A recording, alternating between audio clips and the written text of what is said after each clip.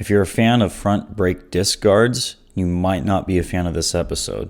But if you keep listening, you'll learn why Jimmy Lewis doesn't like them. Thank you for listening to episode 127 of Tech Talk Taco Tuesday. This was a fun show that featured a bunch of front brake disc guard talk, and as well as some more chain lube talk, because we didn't talk about that enough last week.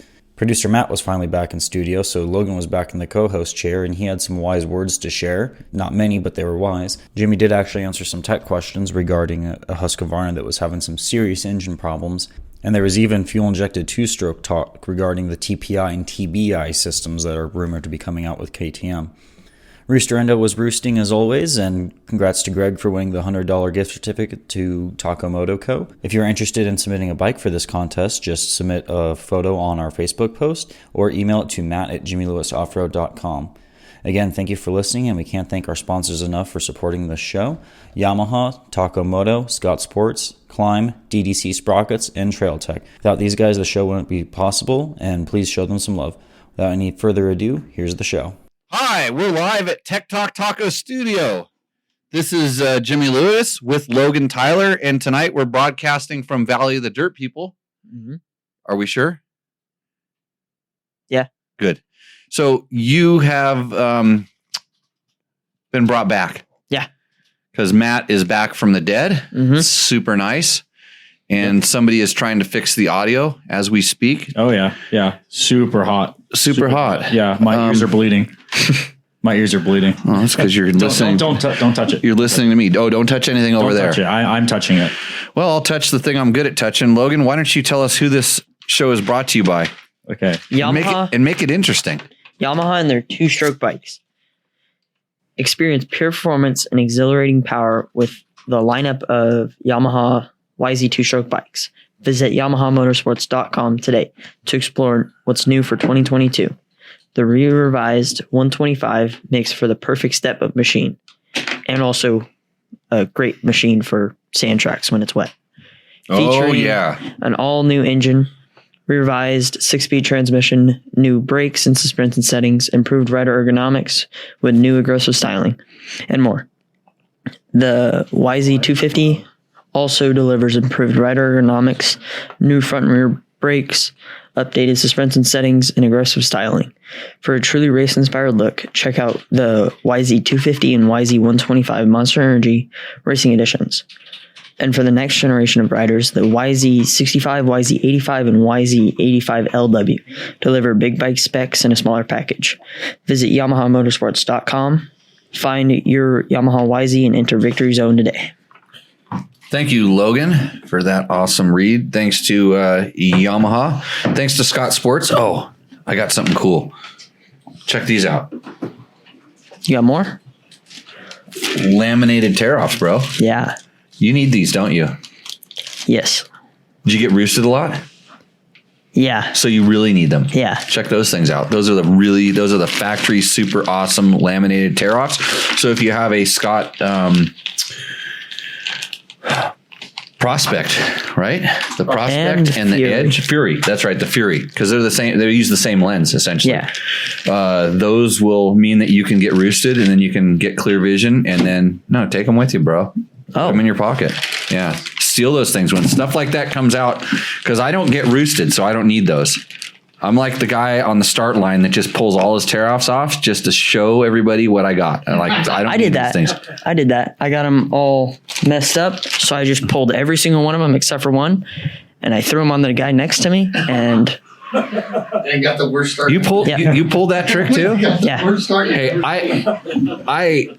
I used to run like roll-offs and stuff most of the time, so I never had to worry about this. But I literally picked off last. In my motocross career, I wasn't that good of a starter, but then when I went back and started racing a little bit, that's the one thing I really focused on was good starts. And so, but I never actually pulled my tear-offs off like that. But that was good. So you did it out of necessity, not to I screw can see your competition or head trip with them. No, I couldn't see. Who prepped your goggles? Me. Why don't you have a girlfriend? Well, that's a whole different story. That preps your goggles. Okay. One defense on my part was we got these, the Scott tear-offs, and they had like They were not the awesome laminated ones. No. And I didn't know anything about this. That isn't why I got those tear offs. I just kind of found them in a box that was floating around back here. But anyway, so this is apropos. Okay. Got it. They had the white wax paper in between every single tear off. So they weren't all stuck together. So every single tear off had an air bubble in between each tear off. You did not you took the wax paper, you took the paper out in between the tear offs. Mm-hmm. And somehow it made an air bubble. Yes. Huh. Yeah, you need to check to do every single one of them was separate. You know, Heather used to do my goggles. Yeah. She was really good at it. Yeah. She knew how to put the baby oil so the dust didn't get through, and stack the tear offs on top of if it was raining, she knew how to put the tear off on top of the roll offs, all the tricks. Yeah. She was like a goggle girl. Yeah. So you needed to like get one of those. Yeah. And then you did air filters today too. Mm-hmm. That's another good job for your girlfriend. So, good to see everybody out in the live stream. I would like to see that and the other screen in front. We did some major modifications in the studio today, mostly to stop me from eyes wandering around, like looking all over the place. It's so we can focus forward. I know I'm sketchy to begin with. So Takamoto, sponsor of Rooster Endo, everybody's favorite segment. Really stoked at all the Rooster Endos that we're getting submitted. We're going to get to probably 98% of them eventually, is what I like to say. Some of them get rejected. And Climb gear. I did not wear any Climb gear today because the wind blew like hell. And I was going to go ride my mountain bike, which I wear like the Climb pullovers a lot of times when I do that. And it was just too windy, so I didn't do it. And then it was so windy, I just said, I don't even feel like riding today. So, but I did wear, when I was cold earlier, I wore a Climb jacket. So Climb makers of awesome gear. If you want the best weatherproof, the best condition dependent gear, depending, if it's hot, they have Mojave. So you can be vented as, you know what. DDC, our first real sponsor, original DDC, makers of chain wheels or sprockets, as you call them. They never wear out and they are awesome. Stainless steel. They look pretty, last a long time, and they support trail use issues. Trail Tech, Voyager Pros. If you're lost, you can use a Voyager Pro. And don't forget their new aluminum mount is out for the more rugged mount for that. And then that's it. Oh, if you want to support us, we have banners on our website. We have at the bottom of each stories, we have a click through thing on Rocky Mountain MC. This is where I go to buy my parts. How much do you think that box that showed up today cost, by the way? Did you picked it up, right? No, actually Ned did. Oh, Ned did. Yeah. How much do you think that box cost? It was about this big. $740. Anybody else? I'm gonna go $425. $425. Yeah. I'm gonna go $420.69. Logan wins. It was actually more. $800. Wow. So Is that Matt's cylinder? Bingo. Yeah. So there was a KTM cylinder in there, which comes with a piston. And the word straight out of Chris Blaze's mouth. I repair everything. KTM parts are way too expensive, but I'm just in this kind of time frame thing. And I've noticed that the cylinders have been back ordered for a long time. And I've got, I don't know what, 5 or 6 of those 500s of that era, that generation. I'm like, I'm going to need to have a cylinder around when all these bikes are now up in the 500 hours. So I just went ahead, nutted up, and I bought it from Rocky Mountain. I ordered it day before yesterday. So it's here in a day, which is awesome. So if you're buying especially really expensive stuff, like when you're making those $1,000 purchases, click through our little link, because then we get a little commission. They're doing that. They're allowing us to have this commission thing so that you're supporting the show. That way I don't have to go beg on Patreon. Grinder. Yeah. Well, that one's paying off. You never know what you can get with that. We haven't gone down this extra route, and we're really trying to, support ourselves. And so you can support us by supporting the show. that's where I go to buy my stuff when I bought my stuff, unless I go to Amazon. And I don't know, was our picture today from the show? You can also support us by going through Amazon. If you're going to buy something on Amazon, like television sets and refrigerators and really expensive stuff, like we have a link on our site too at most of the bottom of the stories that you can do an Amazon thing, and we get a little tiny small percentage of that, much less than the Rocky Mountain percentage, which is really good. So, hey, look, it's in the stream. Mm-hmm. Our influencer campaign. Yeah, I put it there. And then also it is actually in the description of the announcements that we were going live. That's good. So in the title. Yeah, hopefully we'll see a big pop in this. So when you're going to buy your new goggles that you're going to teach your girlfriend to prep, you go to that link right there and click, and then that's where you get your goggles. So, and yeah, okay, Greg, did you buy it through our link, or did you just like? So, anyhow, that's how you can support this show. The information you get here is free, and it's worth what you pay for it. But if you feel like the information is better than that, then maybe you can help a guy out. So, okay, with that, we're gonna move on to onto the show. Or is this a show? I don't know. Do I have to fire you again? Dude, your dad had something to say. Like when I do that, your dad we taught him how to be a co-host last week. The first week was a complete dry run. No coaching at all. And I'd reach off to the side here and he'd go silent, which is kind of strange for him. Mm-hmm. I mean, if you want Jimmy back, we can put him over in the other seat. I did jack around with the microphones and it may not work out right away, but I do want to play around with this microphone setup I have, because I have some stuff. Hey, Greg, I know that Amazon has everything that you can imagine, even dirt bike parts. I just purchased a pipe off Amazon. I couldn't believe it. So, I had Nate's old CRF 230, the one that was spray painted black on one side. So Nate gifted that bike back to me after I have no idea how hours on that thing, but it's hammered. And so I've been slowly going through I tried to get you to fix it, but he just put your tail between your legs and walked away. You didn't have to say anything. And I mean, not that you would, but when I said, hey, you want to work on fixing this thing up? Have you seen your dog when you just bark at it and you're like, no, and it kind of puts its head down and put tail between the legs and walks away? I said, hey, Logan, you want to help me get this bike kind of fixed up? And he didn't say nothing, just did the puppy thing where he'd been busted.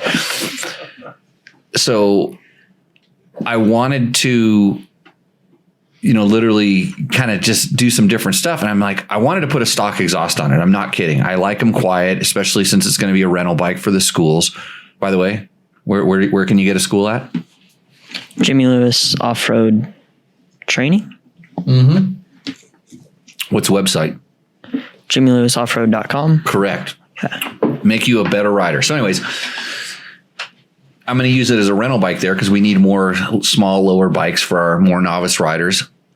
And I ended up stock pipe, and they were like $260 used on eBay. I searched around. I didn't actually go to see what a new one cost because I was kind of scared. Somehow on Amazon, something came up and it said motorcycle exhaust. I'm like, oh, CRF 230, and bang, there's 800 different pipes there. They're all kind of the same. They're from every alphabet soup. It's kind of like helmets. There was the JCF one, and there's an HRF, and then there's the DDR, and every company, and it's all kind of the same pipe. And I'm like, okay. So I kind of scrolled through and I started reading the reviews because I just wanted to see it, and everybody was going, oh, this is really good, but it didn't fit. This is really nice, but and I tried to put it on this because it's listed for a couple bikes that I know are different. It says it fits these different bikes. Mm-hmm. Amazon Prime, I can send it back for free. Okay, I'm going to go ahead and gamble on this thing. Yep.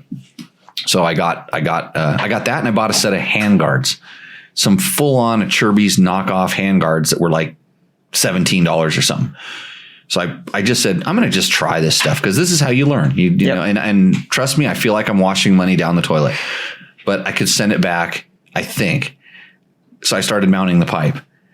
and I said, I'm going to do a video on this. So we will very shortly have a video up of the install and initial impression of this pipe. But as you can imagine, it looks good when it's laying on the ground, and then you start trying to push it together, and it's like, they didn't really chamfer these things, and this is a little tight here and a little loose there. But I kind of bolted it onto the motorcycle, and of course, none of the holes lined up. And so then I proceeded to pull it back off and kind of do a little grinding on some stuff. Not much grinding, more chamfering some of the edges, and put lube on the junctions, and then got that small hammer out and started moving, got a lot closer.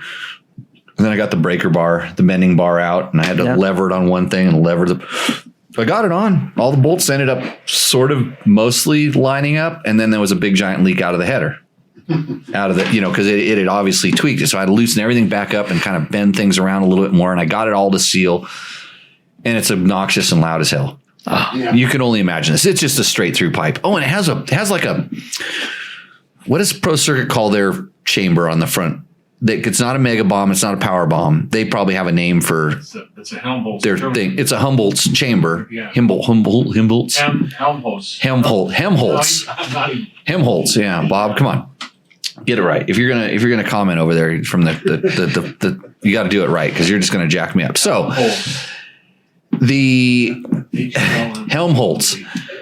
So it has this chamber on it, and I was looking as hard as I could, like with flashlights, to see what was actually in it. Did they just slide a tube over and weld it on? Did they weld two tubes to this bubble thing? Does it have what it's supposed to have, a well-placed hole at the exact right position? No way. No way is there any tuning. And this whole pipe, it's kind of and the pipe I took off was a BBR exhaust system that from 2006, when they used to make a lot of parts for this. And the first thing I did is I went back to the BBR website to buy one of those, because the cool thing about the BBR, I'm not sure exactly how we did this, is you could bolt on the stock end cap on the BBR. I think you had to drill it a little bit, but he got it on. Yeah, you got it on. And then it was really quiet, but it had pretty good performance. So decent performance. So anyhow, anyways, no BBR. This is the only thing available. I bought it. It's on there. And so it's kind of like a copy of the BBR pipe, except with the shape, because it's a little bit different than the stock shape, but they put the chamber on it. And I thought, well, after I lined it up, I thought maybe I could put the BBR header back on. Nope. It's at a different angle. It's all different. And the muffler, it looked really familiar. And I'm like, what is this? It's the copy of an older Pro Circuit muffler. It's a dead ringer, the end cap and stuff, except end cap is made of plastic, which is probably not the best thing for an exhaust system. We will find out, because and then it was super loud, and I didn't really feel like playing jetting, and I really don't want it loud. So what I did is I went back and found my Pro Circuit muffler collection, which I have a few of. And I found the exact, the same end cap, and I found one that had a quiet insert in it, and just bolted right in to my Amazon cheapo muffler. So now I have a quiet muffler, and it was pretty good. It's still a little bit lean, but it's restrictive enough to where it gives it enough back pressure, so it's running good. It's on there. It's running. It actually made similar. I mean, that bike's not a performance bike. It made kind of the same sort of power. It's just a tad lean, but it's also cold out now. So I think when it warms up, we'll be in a little bit better. So anyhow, that's my experience with my Amazon muffler. I had to bend and tweak on that thing a little bit. So I could see, if you don't have a really good set of tools, and some equipment to bend things, you'd be in tough S for that. So anyhow, that's so how are the handguards? I don't know. I bolted them on. We'll find out when the bike gets tipped over, when Matt takes it out on the flat track. I see that's where we're going here. Yep. So it's a 230. I'm taking over the logs. Is there a way you can put up on that screen like the feed so we see what we're looking at here as well? Does that work? Can you drag that sucker over there without breaking the thing? Mike Franco, thank you very much for supporting our cause. That's super, super awesome. That's kind of there. He's going to get it. This is how we do things. We test things live on the show. Franken's muffler, Tijuana special. Victor, you would have had no problem with this thing, I'm sure. I saw, Victor, did you just post some stuff up of a really sweet CR500 engine build? Like all new stuff? I want him to answer this because if he did, I'm going to have a couple things to say about it. Okay. That's the news to report. Oh, we're supposed to talk about my KTM 500. We'll get to that later. Do you have questions? Or are you going to read them off of this? Want to do it this way? Okay. Let's go with the first one. It's a long one. Oh, Pete Lynch. Oh, wow. That's still goes. I am a newish listener to the podcast, but have been going hard on circuit and archiving episodes. The scenario. Number 1, fried my clutch. Number 2, replaced clutch pack and did not check rubber dampers. 3, clutch failed again. 4, replaced clutch pack and rubber dampers. Dampers were fried in pieces. So he's given us a series of the things that he had happen to his bike. 5, clutch fine, but bike a little smoky and mild oil seep from oil filter plug and cam chain tensioner. 6, hard stop. Assuming valve steam. Hard stop means the bike hard stopped, like it seized. Valve steam seals are gone. Order piston valves, steam seals, Stem seals, and water pump rebuild kit. 7, pop the top. Oh boy.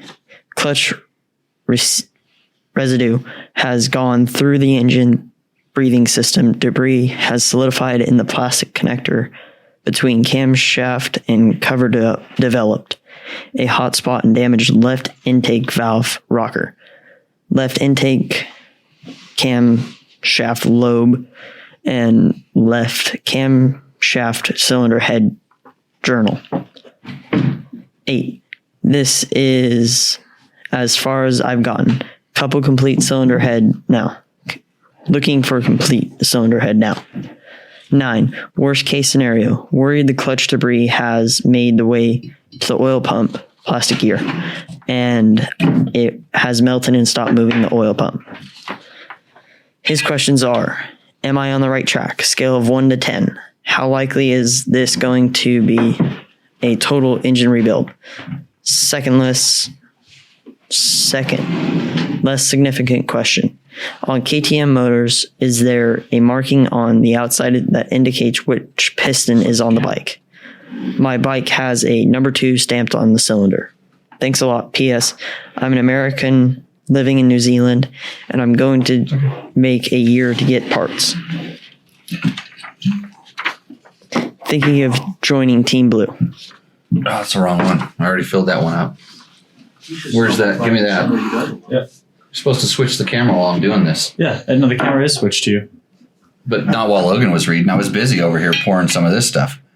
So after a question like that, it's time for, like your day is going. This is Dos Artes, by the way. This is really nice. It was a gift from my friend. Super awesome tequila because everybody wonders what we're always having here. And Matt, I'm going to hold yours hostage because you were really slow with that camera change. I may have it for you, but well, I didn't want to move away from Logan. It's his time to shine. It's getting boring. I was almost bored with that question. Well, I guess I should answer it though, right? You do have to answer it, and I have to keep the camera on you a lot too. So right, I'm sick of looking at me. But I was pouring tequila. So that's super hot and sexy. I put that on my Grinder account. Mm-hmm. It'll be the drop.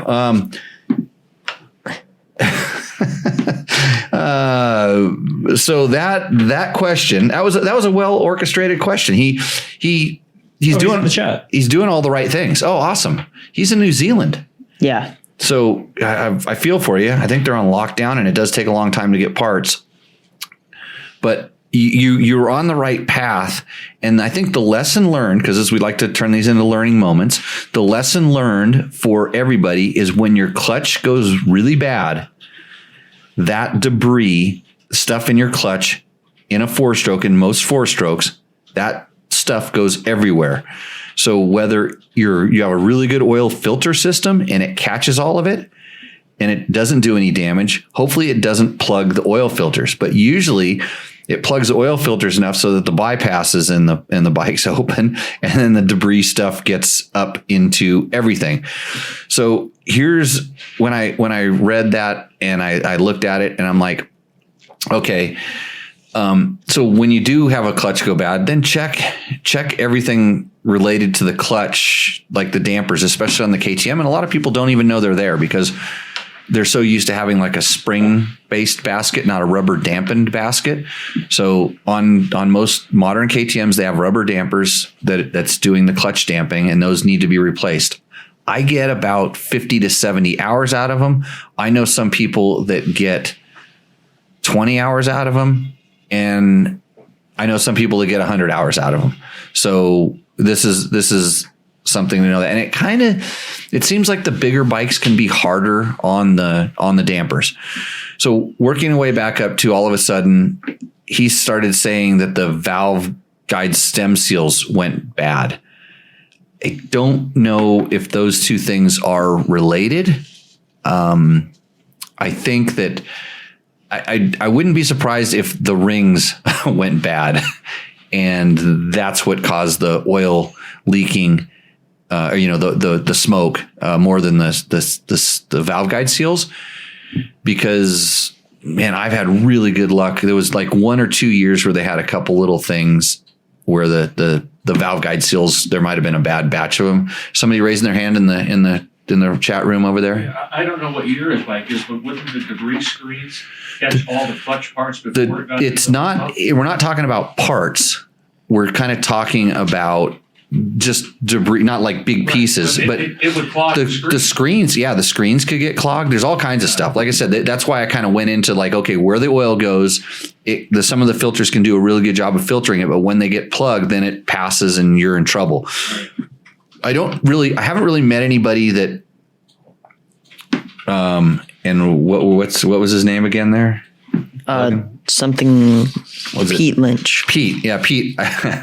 Not picking on you, man. I haven't met anybody who can't feel their clutch getting that bad that can also tell when their oil filter is getting plugged. Because I have known people that can tell when their oil filter is getting plugged. And just by you hear the sounds you hear, the oil pressure dropping, a little things like that. So, okay. So damage is done. I don't know if I would worry too much about valve seals, but you know what I'd be really, really, really, really, really worried about is your crank, your big end of your crank, because the same debris that caused the problems elsewhere has if it got pumped someplace, which it sounds like it did, it went into the center of your crank, and that now needs to be rebuilt, because even if it's working now, it won't work for very long. And I'm not sure what caused your hard stop, because he didn't really say what caused the stop when he pulled it apart. I know he said there was some cam damage and stuff like this. So Bob raised his hand. He thinks he knows what caused the stop. No, it's a classic run out of oil, because maybe the clutch bits clogged the screen. Yeah, I like I said, I want to know which part caused the stop. Was it the big end bearing? No, him. He stopped just to check. He said hard stop. It's he's motor did not stop. I stopped and investigated. Oh, okay.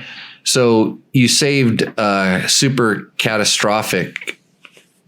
Pete Lynchero. I'm Pete. Okay, I had to clarify who he was. I looked at the main name, not the little name. So, it's a Husaberg too. That's a Husky. That's a Husky? FE? FE's Husky, yeah. I thought FE was Husaberg. I think it was both for a little bit. Yeah, for that 1 year, but KTM made. He's using, it's a KTM motor.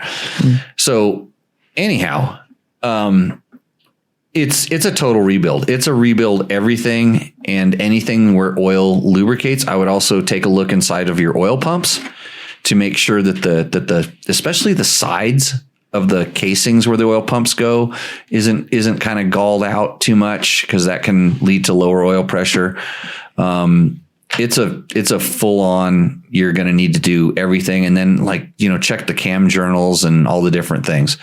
I kind of know how you feel, because I had a bike that was making a ticky noise, and it was kind of like, it wasn't that bad of a ticky noise, but it was getting, and we knew it was bad. And I told the guy that when it got kind of bad, really bad, I told the guy that was riding it, he needed to go straight back to the truck, but he took the alternate route. You know what I'm talking about, Matt? Yeah. Well, the straight route, the alternate route looked like the straight route. Right. So anyways, when he was getting lost on my bike that tickied, he made it about 200 yards from the truck and then it went kaboom. So he didn't do a hard stop. So hard stop meant he hard stopped the bike where Matt hard stopped it out of its own control. Here. That's what my team did too. You're going to need to have some of this now. Yeah. Yeah.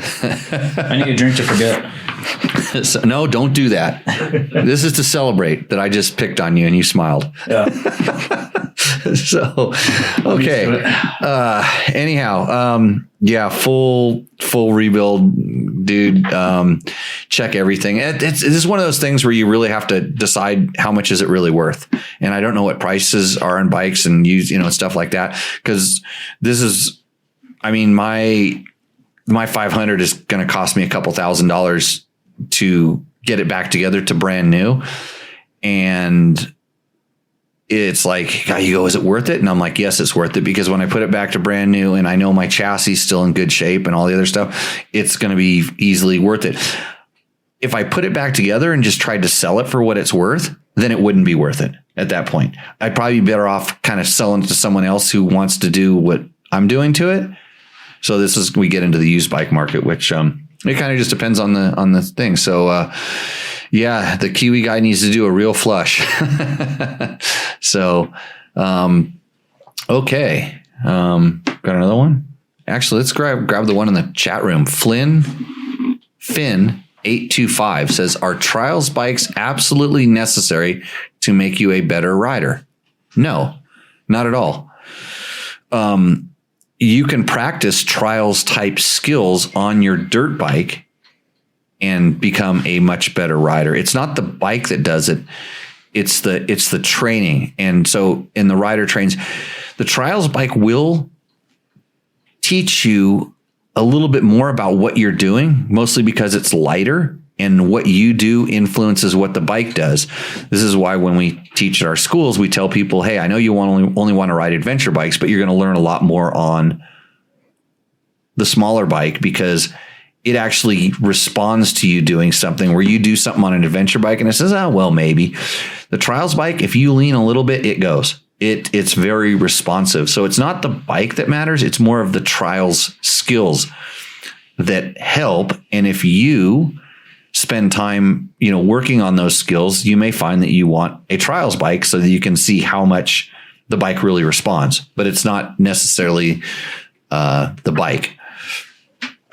And was I able to test out the red Moto bikes? No, I wasn't, because my buddy came and went, and I actually sent him an email, say, hey, were you going to ever swing by? Because it was supposed to be sometime in this time of January, and he said he had an issue and he had to go back home. So I am Matt Stavish. I did not get to try the bikes, but yeah, maybe one of these days. So I wanted to. I was excited. I had a really good loop set up. So we are not doing that at the moment. Next question, Logan. Do you want a chat or a... Let's do the chat question. Oh, the chat question? Yeah, just to get it out of the way. Eric Garrett. Jimmy, do you feel the need to install the idle screw mod on your TPI two-stroke? No. Why would my bike, my two-stroke doesn't do anything wrong. I don't want to change anything. It's running awesome. So that's it. There's another question kind of towards that. Would you consider the injector relocation block on your TPI to inject fuel at the reed valve like a TBI? No. I don't feel the need for this. For the way I'm using that bike as an off-road bike, as a trail bike, I love the smooth power, and I haven't played around enough with that. I've ridden some clients' bikes that had this installed, and I said, oh, so you had that done. I like ride it, and I can kind of see where they're going, but it's like almost everything I've ridden with an ECU mapping, it's not as good as stock. It's not as rideable as stock, but usually I don't care because they bought it so they can turn the throttle and they can feel the wheel spin. And so I don't have enough experience. I'd definitely like to try it and test it, especially if I wanted to get more like snap, like more motocross style power. I think that, I don't know. I'd have to try a bunch of different things before I know, because I just, until you test something, you just don't know. I don't know exactly why the port injection can't deliver the same kind of performance a reed block injection or a carburetor can't deliver. I don't know what the limiting factor on that is. I'm not 100% sure. So it would take some testing, some real testing to find out. And I haven't had the luxury or the time to do that. So, okay, go back to the sheet of questions. I think I know the answer to this, but good. You're answering it then. I'll read it. Okay. So the question is 2019 EXC 350 racing riding impression. Michael Clark says, what tires did you switch to? I don't know of the time of the video, but as of now, they're Kenda Equilibrium rear with Kenda Parker DTs front. So on that bike, because that bike came with the TKC 80s on it, which are frankly, they're really good if you're going to ride on the street for a knobby. I went to Parker front and rear on that particular bike, on that test bike. Okay. I put, you know what? I have to take that back. So that's in 2019. I may have put on, I don't know. You'd have to, I'm sure I said it in the video or the test. I would assume. At least in the written test. So if you go to dirtbiketest.com and search that bike, there's a written test of it. And I know there I would have said it. Maybe I said switch to a knobby. If it was me, my personal choice would be the Parker front and rear. If I was doing more like kind of faster desert riding, actually, I'm going to take this back. So I would put the Equilibrium on the back if I was doing more technical riding. And I'm not afraid to put the Equilibrium on the back when I'm doing the faster desert stuff. It's just, it doesn't work as good there, but I'm not afraid of running the Equilibrium all the time like I do on a lot of my bikes. But if I'm doing more slow, like trials, technical, extreme enduro stuff, I will go with the Equilibrium over the Parker DT on the rear, and always run in the hard direction. I always like to say that. So even though I said it one time backwards, wrong. So, okay. KTM is supposed to add the reed block injection, the TBI, to the SX and the XC in 2023. I have heard this too, but haven't seen it yet. So what's our next one? On the chain lube video, Barkeep 25, diesel in a spray bottle for cleaning, followed by WD-40. Most economical for me and seems to work great. I like them pretty dry and shiny. Went for expensive can chain cleaner to kerosene to diesel, and I won't go back. Just my 2 cents. Another tip, don't leave one of your wheel spacers laying on the floor during tire change with a teething puppy running around, because you'll never find that thing again. And you'll be stuck at home commenting on YouTube videos on your only day off this week instead of riding. Where's the more you know sound, Matt? It's not a drop. Don't you have it ready? No, use the other one. You want the other one? Yeah, other one. Yeah. So, yeah, well, if we don't have the more you know, we have that. Yeah, hold on. Yeah. Hold on. Actually, I don't know if they heard it on there. I heard it. Oh, no. I don't know if they're hearing it. Oh, boy, wrecked the whole show. Yeah, thought we had it. Don't break the show because of that. We'll get to that later. We'll save that joke for next week. We're not really sure. Now my sound just went out for a second. Is that okay? You're good. Okay, yeah. We're good. So the diesel in a spray bottle for cleaning. So I never really clean my chains that often. And, it seems like they sort of out here, they sort of self-clean to a certain extent. But I don't put gobs of lube and stuff on them. So this was in response to a little thing we went on last week about, cleaning the chains or lubing the chains. Like I think the question was, what is the best chain lube? And so we have a little nugget up on the Facebooks, and it's getting a lot of views. And So cleaning the chain, I mean, they make some specialized chain cleaners. Yeah, there's probably, I think the diesel would work pretty good. I've never tried that. Anybody here tried putting diesel on stuff to clean it? No. Yeah, it's kind of a little bit of a solvent. Yeah, Chris Reel's in the room. He'd probably have an answer to this. Logging chains with it. Yeah. So my sound keeps dropping out, Matt. Is that something on my end or yours? Your end. I'm not picking anything up on that. Got it. It's my end. Are yours cutting out too? Oh, it's just me. I have a bunch of junk. Aaron in the chat is saying diesel works okay. Okay. So yeah, I think basically the reason I haven't had to clean my chains is I don't over lube the chains. And if you're cleaning the chain, generally it's like people are cleaning the outside of the chain, cause they think they want it to look good. I would suspect that'd be one thing. I see bike guys cleaning their chains a lot, like bicycle guys. Like mountain bike guys, they have these little tools and they have chain cleaner and special tools and stuff. But the stuff, the dirt on the outside isn't going to do any harm other than for looks. And most of the time the sprockets will kind of keep the inside relatively clean. So not too much of an issue on my thing. But so did you have to stay home to follow your dog around to get your wheel spacer back? That's what I'm really concerned about there. I mean, like you can just buy another wheel spacer, but I don't know. I wonder if Selma would eat a wheel spacer. My cat. Only if there was a pigeon. Yeah. If it had legs, she'd eat it if it had legs. Yeah. So, okay. Next one. People using diesel. Yeah. And then kerosene.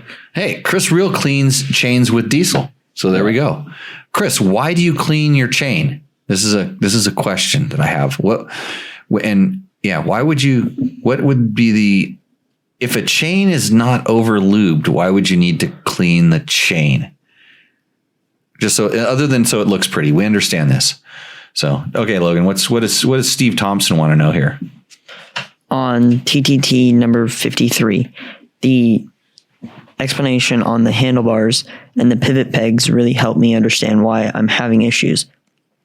On my CRF 450L, I'm 6'3", and I have my bars a little too far forward.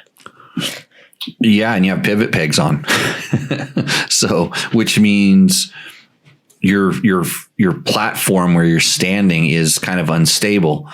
And so I have found that when you're trying to stand up and you're standing up on something that wobbles, it's not as easy to stand up if the thing you're standing up on doesn't wobble. But I can see, especially for like a lot of sit down riders that like to have their feet move and they want to be able to reach their brake pedal and stuff like this. I can see where a pivoting peg could use some, and you can tighten them up so they don't move so much, but I'm absolutely not a fan. But when you start thinking about your ergonomics and stuff, it's, glad we could help out. So if you're looking for an explanation of ergonomics, go to Tech Talk Taco Tuesday number 53. You can find all of our old episodes on the podcasts, on the YouTubes. They're on Facebook someplace. They're all over the place. So when you get bored of this one and you really want to learn something, go listen to one of the old ones because these are getting horrible now. So Chris Reel explains, I use 4 lubes per chain every 10 links. That way I can test 4 lube formulations at once using the exact same drive cycle. Whoa. Okay. Do you paint the chain so you know which lube went on which section? And how do you keep track of this? Because now I'm confused because it sounds like something I'd like to try to cut my, testing time down. I would assume he goes from the master link 10, 10, 10, 10, and writes down. So using the master link 1, as 2, as the divider. Okay, that makes sense.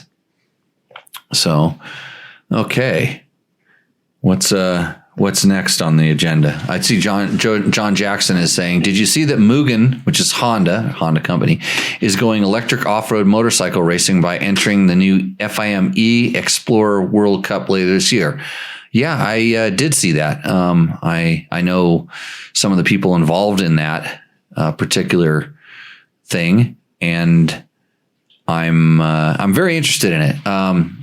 I think I think that will drive development for sure. That's going to, having some sort of a competition, although it's really hasn't been announced exactly what it's going to be. But Eric Perronard is somehow involved and in charge with it. And that guy is, anything he touches kind of turns to gold. It's really sharp. So maybe that will be the answer to the electric bike thing. But these companies need a place to go and develop and kind of see what everybody else is up to, because everybody's, they're flashing things in front of you, but until we're actually riding some of them, it'll be interesting to see. So I saw Logan trying to creep into the picture there. Oh, he did. No, I was trying to read the question. Oh, you're trying to read the question? And then it looks like it awkwardly just went straight into the picture. He gave us a great screenshot to use later. Oh, that's what he gave us, because he had this concentration face on. Yeah. Good. Still going to these questions up here? Yeah, we're out of on the sheet. Okay. I think we're caught up on the... Let's see. RP asks, do you run speed bleeders on your forks? Yes. What is your opinion on speed bleeders? I love them when they're on my motorcycle, and I hate them when my forks are off my motorcycle, because inadvertently I'll turn my forks upside down and set them down without realizing they're on there, and then it spits oil out on the floor. I've yet to be dumb enough to store them with the bleeders on upside down, but I have, made a few little messes. But I'm really picky about the air pressure inside of forks, especially when there's too much buildup and the forks get a little bit harsh, because I feel that in my front tire. So I like to be able to bleed it. And then I've also noticed on certain bikes that running sometimes a little bit of a negative pressure in them can really help some of the harshness on the forks. So yes, big fan, because it's so much easier than having to unscrew a Torx bit or a flat bladed screwdriver, or when that little screw falls out and you're trying to fumble fart with it. Yeah, pain in the ass. So yes, big fan. We should put a link through our Rocky Mountain thing to some fork bleeders. Yeah. Yeah. Somebody should do that. Yeah. I should start making notes on the things we need to put in the notes thing here. So the show notes. We're actually going to put notes on the show notes. I'm going to put notes on my notes, because I remember what I was going to talk about. So Logan, right. take it away. Ask a question. I had one. Oh, you did? Oh, what's TPI? What's it stand for? It stands for twin port injection. Transfer port injection. Okay. Transfer port injection. TBI. I thought for a second there, I was thinking it meant reed block injection. I don't know. I've never heard the term TBI yet. Okay. That's the first time I've actually seen it. I'd have to do some check on that. Okay. What do you have other questions over there? You got some other stuff? Matt keeps flipping that thing up and down. It's pretty hard for you to see too. What? Like this. It's all of a sudden we did it to get my head and down. And then I've got the main camera about 50-50 on the chats. So Todd Kelly, quit lubing. Oh, so you can't see? No. Oh, that's horrible. Yeah. I'll go back to doing it how we used to then. I thought I was going to be saving time here, but why don't you switch the screens? Put them on the other side. Then I think you'll be blind. Huh? No, I can see it. Yeah. How's that? There we go. We'll fix things right live on the show. How come that's such a delay on that thing? That's just how it's always been. Mm-hmm. And it's the same as the one over here, because that one seems like it's live and that seems like a delay. Well, yes. This is real time. Yeah. Okay. That is streaming out. There is a few second delay. Mm-hmm. Oh, okay. Now I got it. Yeah. Todd Kelly quit lubing O-ring chains years ago, and my life has been much better without globs of junk coating everything. Wash the bike, add a good coating of WD-40, blast it with compressed air, and spin it dry. What do you think? I've tried this once, except for I didn't add the WD-40. And I know the chain became super loose. I don't know if it was an O-ring chain or not, but does the WD-40 dry out the O-rings? I've heard different things. I don't know. I'm not a chemist. Ask Chris. I've put all different kinds of lube. When you don't, sometimes when you don't, especially depends on where you rode. Sometimes the chain just rusts and corrodes, and depends on where you're at. If you don't put any sort of a some sort of a protectant on it. But just put the lube on when you're done riding. Just lube it real quick when you're done riding, and that'll solve all the problems. That's my go-to on that. And then you always lube before washing, which is usually right when the bikes get done, because I usually wash them right after they're done riding, right, for the most part. And then if it's just dirty, I'm going to go ride again, and it's dirty, and the chain's not moist, or there's no reason to do it, then probably, especially with an O-ring chain, I probably won't touch it. But if I know especially when the chains start getting older, and I pay attention to the chain, then I'll lube it at the end of the ride. I just the chain lube is near where the bike's parked. I just kick it up on the side stand, spin the wheel, and throw a little bit of lube on it, and call it good. And then I don't worry about it. So that is good tequila, by the way.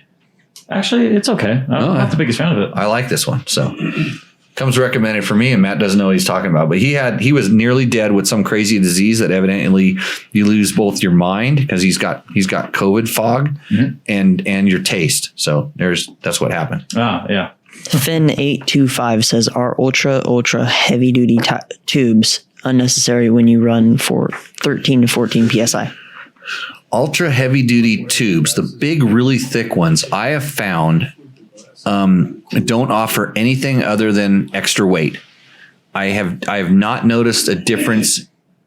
Actually, I've pinched more of the super fat tubes than I have the normal heavy duty tubes, and almost as many as the light tubes. And I'm talking about pinching them not with the tire irons, pinching them from smashing the rim, smashing the tire onto the rim, or just pinching the tube from just an incredible impact. I saw the other post up there that somebody had asked about they said that the tubeless system, the New Tech tubeless system, which is these small inner tubes that turn your tire into essentially a tubeless tire, are finicky. And this can be the case. They're finicky, and they got a really bad reputation in the beginning because they didn't seal up that good. They came out with a Generation 2 tire or system, and it got much better. And now they're good. I think for trail riding, if you want to run really low pressures, I think that's a good thing. Is he sending you the questions back the old school way now? You get them on your phone? The new school way, but new school way, old way, the old way, not the new way that we get to watch them right here. It's the mid school way. Mid-school way. It's Back to the Future. Yep. Pete Lynch, on KTM motors, is there a marking on the outside that indicates which piston is in the bike? My bike has a number 2 stamped on the cylinder. I on the KTMs, it's funny. I was looking at this the other day. I know they have different pistons. They have a piston that's an A and a B, I think, or maybe I was looking at a website of aftermarket pistons. I don't know that KTM does this like some of the other manufacturers. I'm not 100% sure, but you can look on the parts fish, and it'll tell you if there's different pistons and or cylinders. But I doubt that you're getting a new cylinder, bro. Pete, you need to have that thing replated, or you're getting a new cylinder. I would not put it back in there. How did the skirt of the piston look? We're going to have to, I'm always looking for better ratings on this show, right? Mm-hmm. Yeah. Okay. I just want you to know this. This is why I go do so hard. So run the camera over here on me. It's on you. Can you guess what this piston is out of? Can you guess? 500 EXE? No. Husaberg. You want to touch it, don't you? This is a Husaberg 570 piston.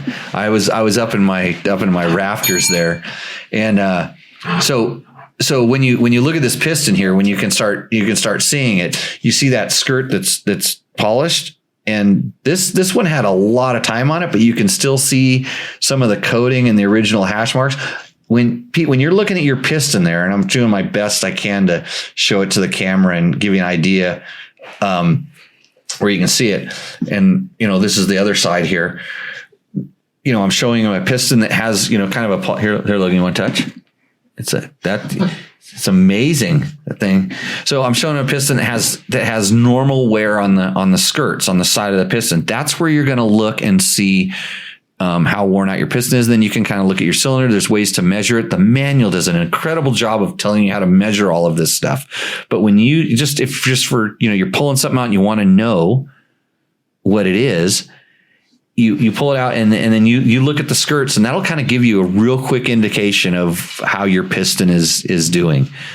It's amazing how much power something like that can make, huh, Logan? Yeah. Yeah. I think it's nice. It makes you feel the power. Is it still roosting even though it's out of the bike?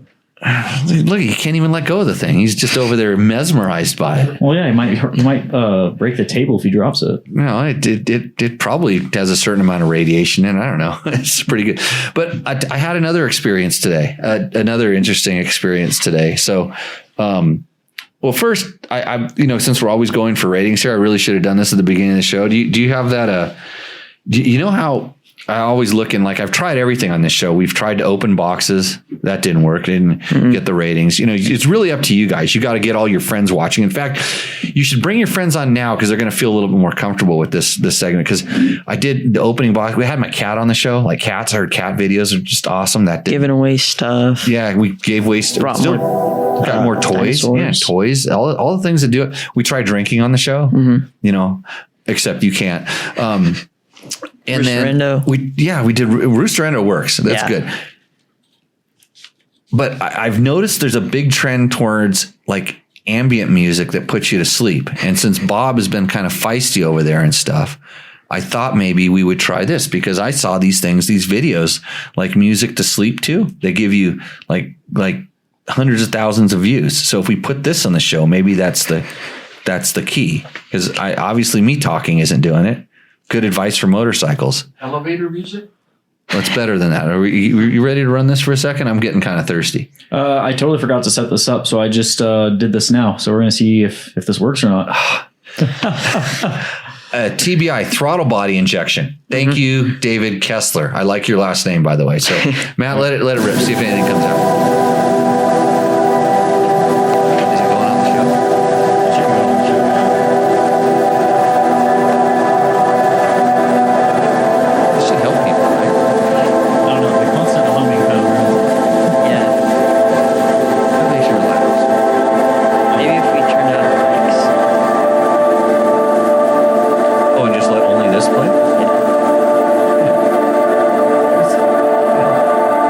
Ratings, Logan. There we go. Well, we'll see how that works. We just lost 4 followers. No, 4 viewers because they all fell asleep. They didn't fall asleep. See, this is my take. This is how I was going to get that to work. Because right about now is the time to show everybody gets super bored. And they're like, you guys are just so full of it. They're like, they're actually kind of falling asleep. So I was hoping that was going to get them to completely nod off in front of their computer while it's still playing and we still get the views. Yeah. I just got a text message that said it's not sending. It's not sending it. Was that from your dad sitting over there? Because I don't think he got to hear it. No, one of the It was so toy quiet. sponsors. It was so quiet.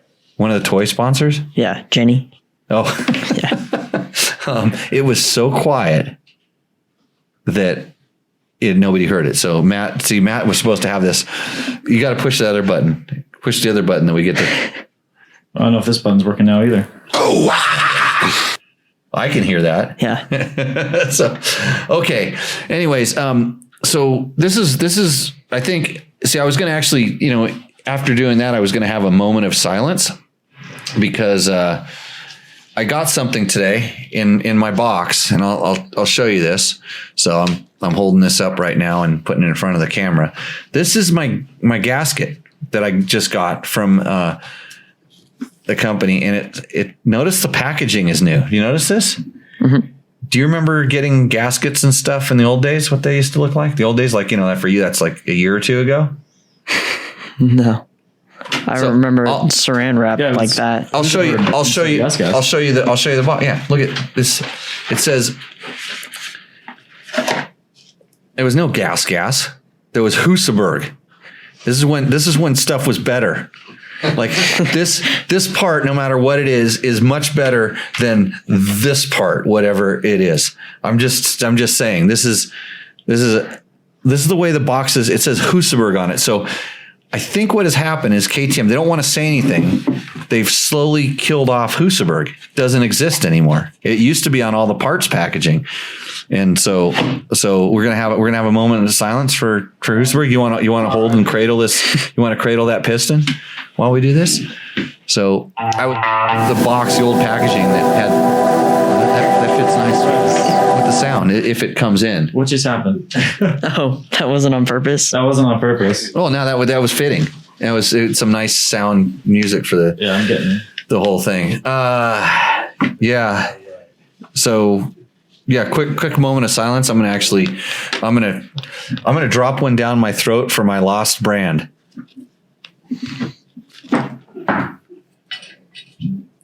This is a podcast. We're supposed to be talking. So all I see is a $130 tag on that one. And I don't see a tag on this, but it's a singular gasket. So my guess it's under $20. So prices might have gone down since Husaberg's been around. Oh no, they haven't gone down. No, it's just brand labeling. It's a different part. Yeah. These are totally different part, but yeah. Actually, what part is this, Logan? Please tell the fans at home what part that is. I would guess it goes on the brake side. It has a sticker on it. Read it. Oh, the Zenduske. No, that's what it is. Okay. Yeah, that isn't just a bunch of letters that they compiled together to take up space. That is what that is called. Oh boy. I think the description of it goes on the brake side is better. Well, I'll promise you that it goes on the brake side. Isn't that the stator cover? Yeah. Gasket? Yeah. No? It goes Okay. on. But I guarantee you what this word means is it says, this is the gasket that covers the side of the engine that's on the same side as the shifter, and you're having a hard time saying this word because it's made out of metal and plastic and comes in a really horrible package. So read that. Here, I'm going to hold it up to the camera again, so somebody can see it if they're looking. Yeah. So you can see what the word is. Now, say the word, Logan. Isn't that just a part number? No. No, the part number is above it. Oh, okay. Zendung S. Dekel Deck Il Deutsch Tongue. Say it all in one. You sound like you're now you've done it for the forensics or the fanatics saying of it. Zendung S. Deck Il Deutsch Tongue. You're walking into a bar in Austria, and if this was a beer, you'd know how to say this. You'd say Zungden Zendekling Diction Tongue. Because that's exactly what it is. So You sure it's not a... do you want to try? Beer is a lot. Here, their word for beer is the same number of letters. It has an I in it. Yeah, well, looking at it, I think it translates to it might be time for an ad break. Oh, that's it. It might be time for an ad break. Yeah. I got a whole bunch. Well, it is time for an ad break. Yeah. Okay, let's go ahead and do that, and then we'll work on our spelling and come back with Roosterendo, brought to you by Taco Moto Co., where if we like your bike the best, we're going to give you a $100 gift certificate for tacomoto.co.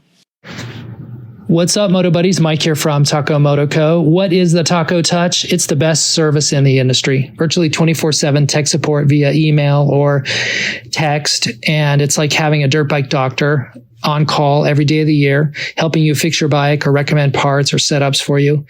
If you've ever received an order from us, you know that the Taco Touch extends to our fulfillment, and our orders come with the coolest stickers that you've ever had, buying parts from anybody before, and a handful of root beer barrel candies. All of our Taco Moto Co. branded components come with a no questions asked lifetime warranty, and we'll even extend out the warranty of other manufacturers, OEM, and aftermarket parts where we can, sometimes for life. We test and tune endlessly and exhaustively and obsessively. We're trying to destroy everything that we can before you get your hands on it to look for weaknesses and to improve it or to make recommendations to the manufacturer. And if it's something that doesn't meet grade, then we don't offer it on the store. Everything that we carry is something that we have personally used, tested, and ridden and raced and knows meets the high taco touch demanding standard. Go out and get some adventure. Just in time, Logan. Try not to break the set. Yeah. Welcome back to the show. If you, how many people did we lose during the commercial break? Because I heard that's when you lose all your people. 6. 6? That's it? 12. Yeah. Oh. That's okay. They'll come back. Yeah. They probably went to their other favorite website and was watching some other show. Some guy probably talking about like how to work on a motorcycle or something like that. I heard that Tuesday night's like hot property for those kind of shows right now. Mm-hmm. But they do not have, unless they're copying us, they do not have Rooster Endo.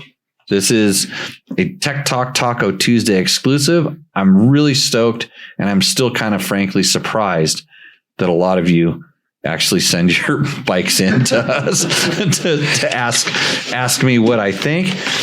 And if your bike endos, maybe you should consider getting yourself on a Yamaha 4-stroke motorcycle. You know, we have a separate read for the Yamaha 4-strokes motorcycles. You want to know why? Logan, do you want to know why? Why? Because they come with the Power Tuner app. Yes. That's the most awesome thing about the Yamaha 4-strokes, because you can really tune it to do almost anything you want. And I know they talk about like race inspired graphics with Monster Energy stuff. Mm-hmm. And you can go to YamahaMotorsports.com and you can bring the 4-stroke engine, relocated everything, all the other stuff. Power Tuner app. That's where it's at, buddy. You don't have to read the whole thing. I almost just did it for you. But where do you go? YamahaMotorsports.com. To where are you going to enter? Victory Zone. Right. You're supposed to have this memorized. Yeah. I found some handwritten notes on the table. Yeah, we found your notes from the way you were going to read it last time. But I think that was only 2 strokes. Jimmy, do me a favor. Pull that end of the board back. Pull it back. Yep. Right. Okay. Don't want to break anything here. Yeah. Can we see everything? We good? We can see enough. Most of it. Okay. Yeah. If you can bring it back maybe another inch or 2. Right. It's as long you're trying to just get me to knock my tequila and stuff off the thing here. Yep. Logan, this box. You know what else is cool about this box here is has some other. I know how much you liked holding Husaberg parts. Husaberg parts here. You want to hold a Husaberg main bearing? Look at that, Logan. That's a sweet main bearing. Looks old. Well, it's got a lot of stuff on it. They haven't changed. Main bearings have not changed. How about a Husaberg cam chain? Would you like that? Letting Logan hold the Husaberg cam chain here. Yeah. And a oil pump gear. How about that? Yeah. That must be plastic. It's plastic. Okay. It's amazing that they could put a plastic gear in a motorcycle that makes that much power. Hey, remember how we talked about like electric water pumps and stuff? Yeah.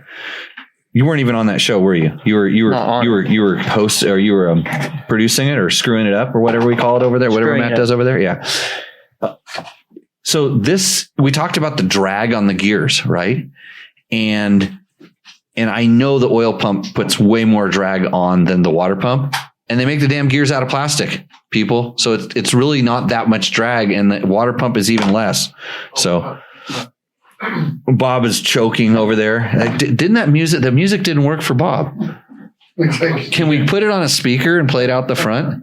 Okay, next question, Bob? Well, I was talking to Ray about that. Yes. He felt that it was done to keep a consistent cylinder head temperature. And I promise you, it's hooked up to the ECU and it's taking temperature readings and it's varying. This is the direction. Were you here or did you miss that show? No, and he also said that they have the pumps because they're dealing with smog in Europe. Yeah, all different kinds of things. And so do you also know that, when you're trolling the internet, you can go look on Tech Talk Taco Tuesday Nuggets on YouTube. And then you don't have to listen to all this crap. You can just go straight to me talking about that. So if you missed it, you can review what I said. And if it was wrong, then you can point it out in that particular video, and then we'll address it on the next episode of this particular show. So Logan's pretty happy playing with those parts. You know, and then another thing, go ahead. Let's start with the Rooster Endo. Let's go with bike number 1. You got to give the kids something to do because this show is so boring. What's the name? Chad Boberg. Chad Bogart. Whoa, look at this thing. Bogart. I guess. 2019 KTM 500. Trail Jammer guards, Vortex ECU, Takamoto D-Smog kit, sick ass lights and switch, XC gear, Mako 360, ODI bars and grips, FMF TI exhaust, tubeless rear wheel, Nitro Mousse in front, a Cherubies frame guard, and Twin Air power flow kit, Molecule Motorsports skid plate, Tusk foot pegs, Tusk radiator guards, bulletproof design guards, seat concepts. He said just bulletproof design guards. Yeah. That's all he said. Yeah. He's trying to keep a secret from us. Like when I looked at this bike, the first thing I looked at this bike, oh, it looks pretty cool. You know, he's done his own kind of graphics, his like different graphics scheme. I thought it was a new bike. I literally mistaked it for some of the new ones. I know they have a little bit more blue in them and stuff. And then I started hearing all the stuff he'd done to it, and I'm like, going, oh, that's not one of our sponsors. That's not what I'm getting ready to throw it under the bus.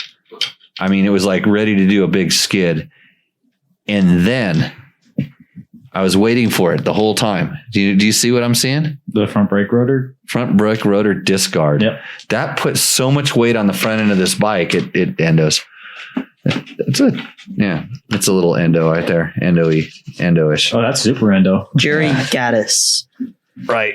2022. Don't try to leave it out thinking you're going to fake us out. I just dropped a pin, Logan. Give me something else to stab myself with. KTM EXCF motor in the only stock item. Takamoto'd out. Pipe and ECU needed after warranty expires. Wait a minute. Is this guy's second submission? This is the shark bike again. We've seen this. We've seen these graphics, yeah. Is it a different guy? I think it's a different guy. What's his name again? Jeremy Gaddis. Doesn't sound. I don't know. The name sounds familiar, but I don't know. Yeah, huh? Have we seen this? Is he in the chat room? You're gonna have to defend yourself. I like the I remember I really liked the graphics on this thing. Well, I remember we've seen a couple bikes with these like the Spitfire-esque graphics. Yeah, it looks like crazy dinosaur mouth graphics. I thought they're supposed to be more like a shark. Okay, so I wasn't paying attention. I was trying to stab myself with it. So one more. The list is really short. What are we looking at here? 2022 KTM. All stock, right? Takamoto'd out. Pipe and ECU needed after warranty expires. Taco motored out. So he's got everything on it except for the pipe and ECU. It's probably a pretty smart move to leave it that way. Uh-oh. I'm looking through the front wheel again. I'm seeing a front disc guard.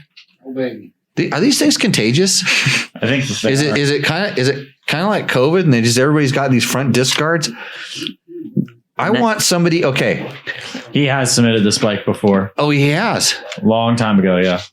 He's a double dipper. Double dipper. We just caught this. Uh-oh. That's a double. And not, did he have the front disc guard on it last time? No. And he's got a tank. He's got a new tank on it. He did. See, he's done some new things to it. Okay. So that's understandable. But I'm telling you, this front disc guard thing is contagious, and nothing against the companies that are making these things. I want you to send me pictures of your dented up front disc guard, like with dings in it, like the rear one. Like when you have a rear disc guard that has dings and dents in it, like they do, I get this. But if you're dinging your front disc guard, unless it's eye candy which it may be, I don't know.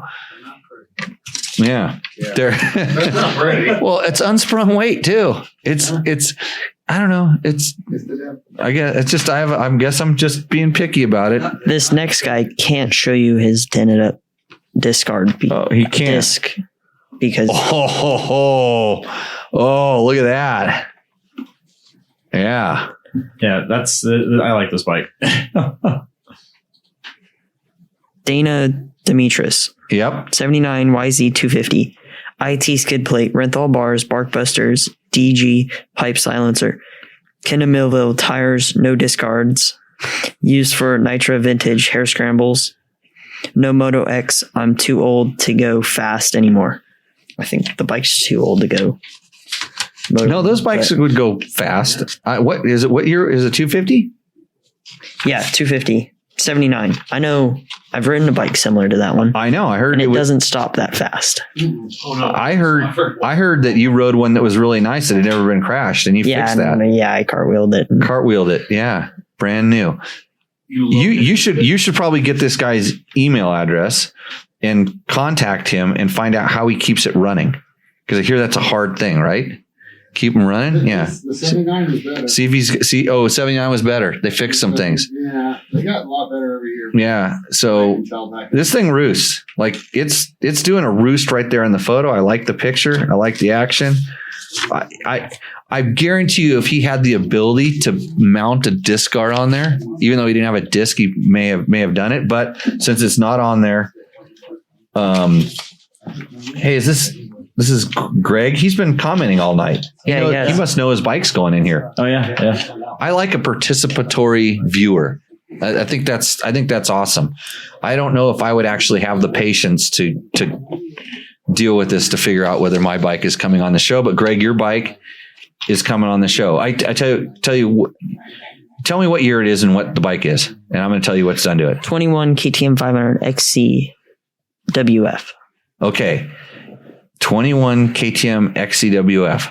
I'm looking at this picture. I'm going to go down the mods list. Double take mirrors. Those are awesome, by the way. Yes. Tidy tail, rear license plate, something or other. Does he say Turn anything? signal, light switch kit. Okay, so something about I can't see that, but does he say anything about the number plate or rear fender license dealy, Bob? No. Nope. Let's see. I don't see any other Turn signals, mods. but Yeah, I don't see any other mods on it. Thing looks really stock. LED bulb, the Cyclops. Oh, it's bright. Yeah. Cherubi's frame protectors. Cyclops LED bulb. Yeah. Yep. Cherubi's frame protectors. Sick ass racing turn signals. Okay. Light switch kit. And other than that, it's stock. Oh, Tusk D Sport tires. Tusk dual sport tires. Oh, yeah.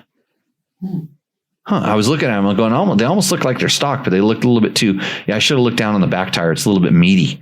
So that's a good thing. I wonder if he used our code at Rocky Mountain to get those tires. We got a nice little chunk of that. There's also wheel weights on the front wheel. Balanced out. Yeah. That it? Is that everything? Yeah, and then he talking about himself. He is a KTM two-stroke rider since 2006. Do we let people talk about themselves in this show? I don't know. He just sold a 2020 Honda Africa Twin AS, and I'm going to turn this into my do-it-all light adventure / dual sport / single track bike, but still own my KTM 300 XC for hardcore trail. He's got a quiver.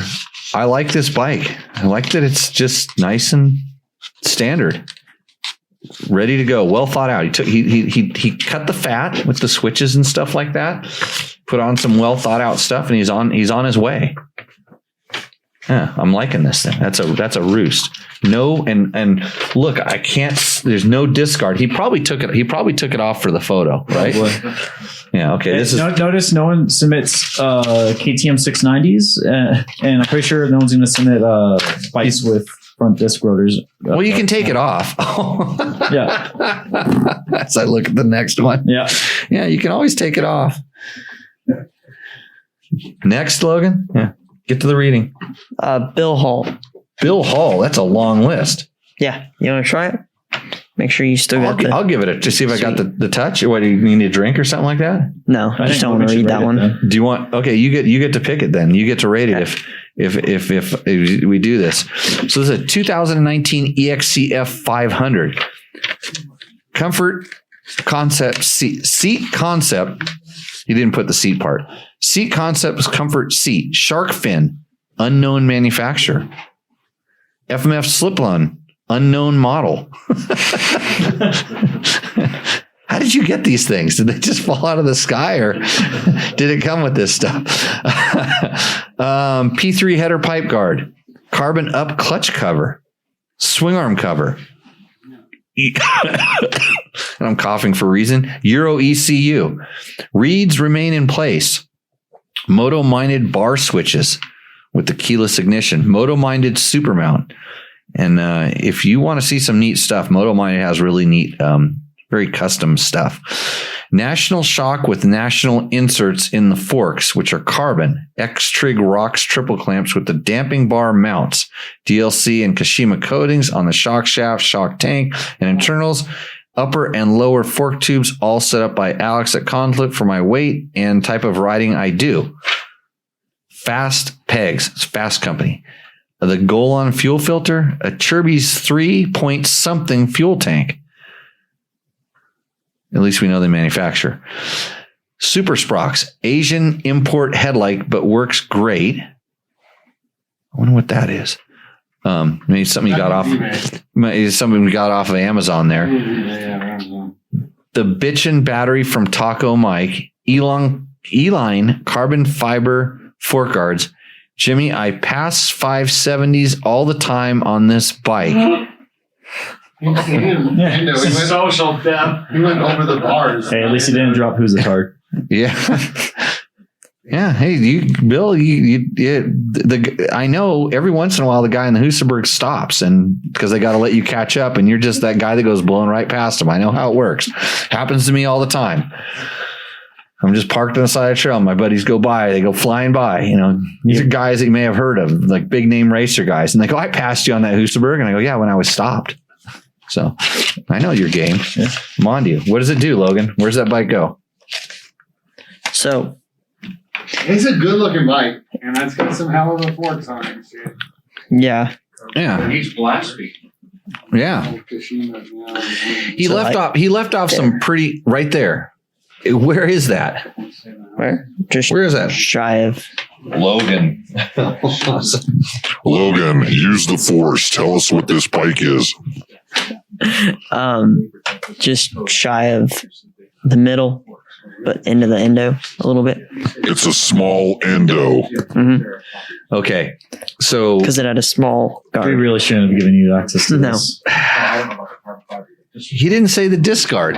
This I'm moving it down. You're not. It had a discard on it, Poor and Bill. he made a 570 Husaberg insult that wasn't even funny. Poor Bill emailed me twice about this bike. He did. Yeah. Did he? What was he asking for your guidance and counseling in how to submit it without getting it endoed? No, it was just he wanted to make sure it was on the show. It was on the show. It's on the show. Yeah. Is Bill is he in the chat? Or No, I don't think he's in the chat, but I think he listens. he listens on the podcast. podcast and stuff. Yeah. Well, Logan was trying to be really nice. If you saw where he placed it on the board, kind of in the middle, he was like dangling, you know. So are we done?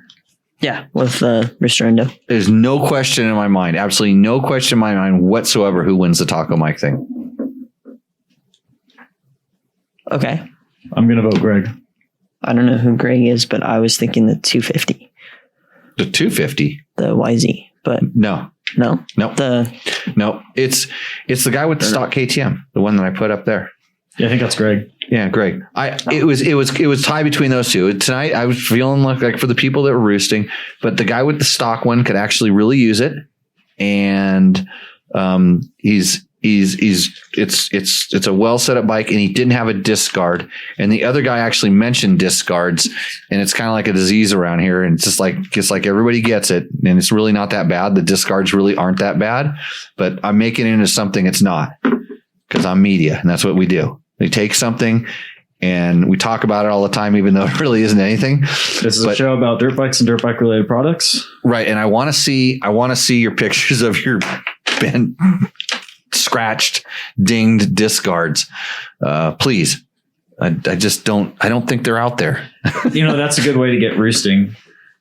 the roost is to send a picture in? Yeah, so no, send a picture of the your Dented guard. brake guards. You really used it? Yep. If you really used it, if you have a dented disc guard and the rest of your bike doesn't look like somebody just arbitrarily took a sledgehammer to certain parts of it, then if you have it, like, imagine a dented disc guard on an otherwise nicely maintained bike. A couple scratches, okay, but not the guys that you see that are out like trying to practicing extreme enduro when they really they're not super high level and they're just sending their bikes. You see the YouTube videos all the time. Those guys need disc guards, but they don't listen to the show because they can't stand me. The ghost riding hill climbers. Ghost riding hill climbers, ghost riding down rocks guy, ghost riding guy. I'm going to try trials things. Like I saw Graham Jarvis do this, so I'm going to make my own video. That guy, those guys need it. So how are we doing? We got all the other questions handled. Christian Renninger has a question. Oh, I have to read it. We have a 2003 GasGas 280 TXT Pro with blown low end. Needs crank assembly, crank bearings / seals, piston kit. Wondering if it's even worth fixing or sell it to a mechanic / trials enthusiast or trying to find a motor. Good luck on that. Any ideas welcome. Christian, I have to ask, like I'm having a hard time with my GasGas. Is the 2003, is that the first year of that super lightweight bike? Because I thought it was a 2004. I had one of the first years of those, and that motor was very, very delicate. If your transmission is good in that motor, you can probably sell it. You can probably sell it because somebody will want to get the transmission out of it because that's where the problems they're having. I think somebody started making some stronger gears for that thing. But if it's the older motor, and I don't really know what the parts availability is on those currently. I know there was some issues with the importer being able to bring in parts, and I know some of the really good dealers. Lewis Sport comes to mind there in Northern California. They were a really good dealer that knew everything about those bikes and would have a much better answer than I would. But if it's the 2004, if your transmission's good, it might be worth rebuilding. Because I know people like those. 2003. What year do you think? I think mine's a 2000. It's a 2000, I think 320 or something, and they're good. They're good bikes. They seem to be pretty reliable. And if it has a lot of time on it, maybe you put it back together and you get a lot more time on it. So, and I'm sure that there's somebody out there in the trials world. There's probably a few of those bikes that are kind of broken down, and someone would want to kind of part it together and do that stuff. So that's what I would do. 2003 GasGas. It's the old motor. Yes. And it's green sticker in California. That makes it even more valuable to somebody else in California. And I know there's a lot of people floating around in those. Scott Glimp says, front disc guards are dumb. I think me and Scott could be friends. I think so, but RJH has a counterpoint. I've only bent one disc in all my racing, and it was a front. Yeah, okay.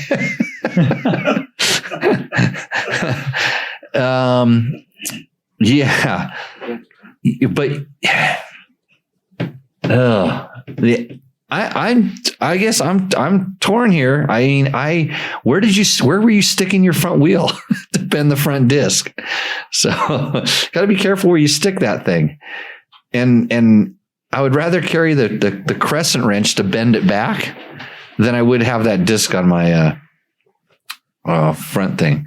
Would it really?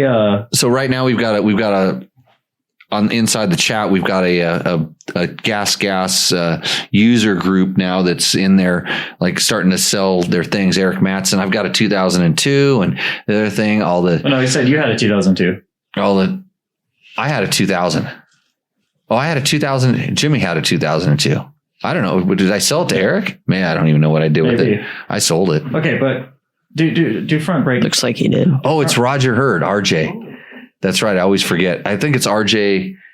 The video guy. When I see RJH.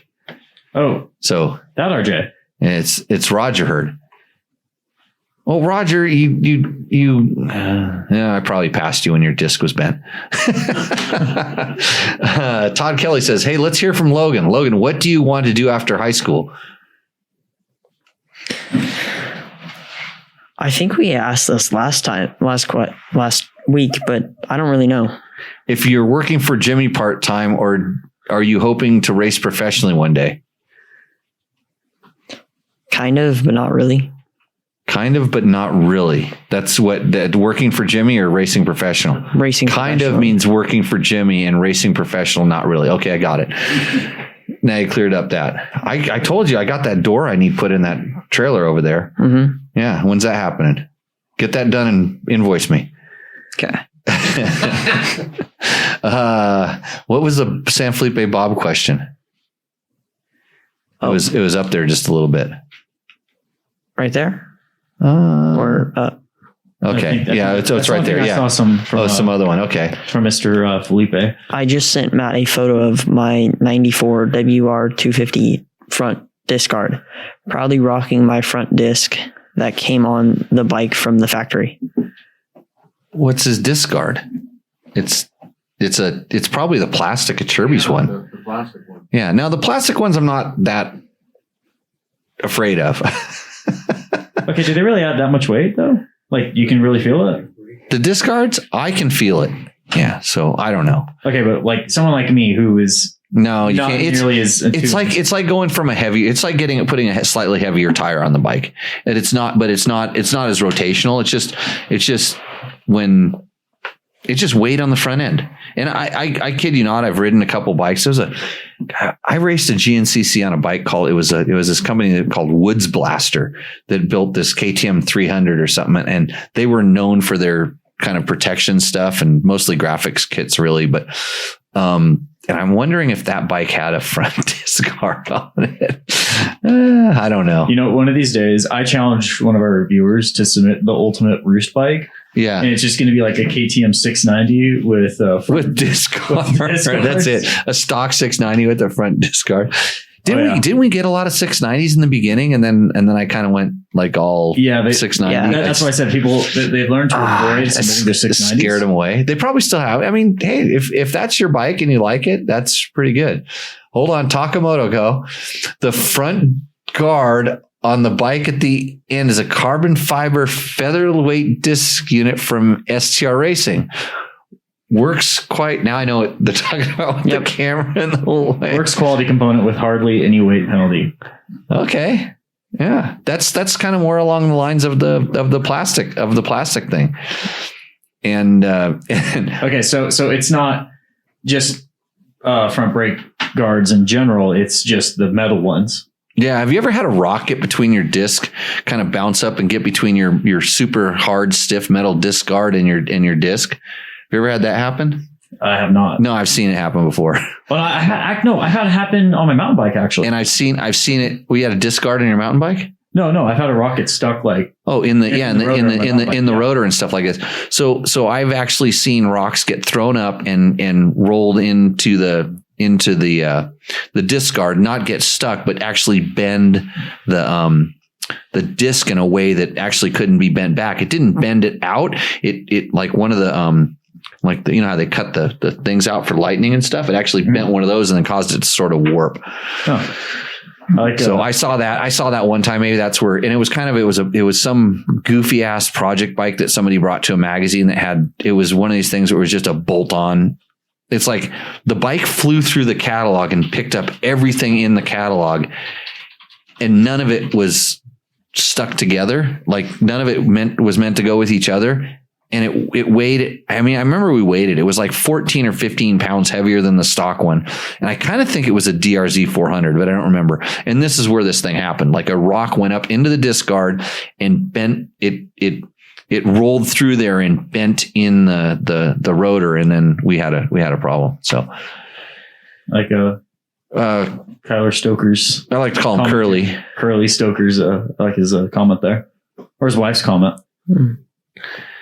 He says, I said, I can feel the disc guard. And he says, really? Give me a break. Who is he? Princess and the Pea? I'm a princess. What's the Princess and the Pea? It's like the princess who could feel like a pea underneath like a bunch of mattresses or something. Oh, I can't remember. So yeah, fairy tales. New nickname's going to be Princess and the Pea. I'm a princess. That's right. Princess Pea. There we go. Yeah.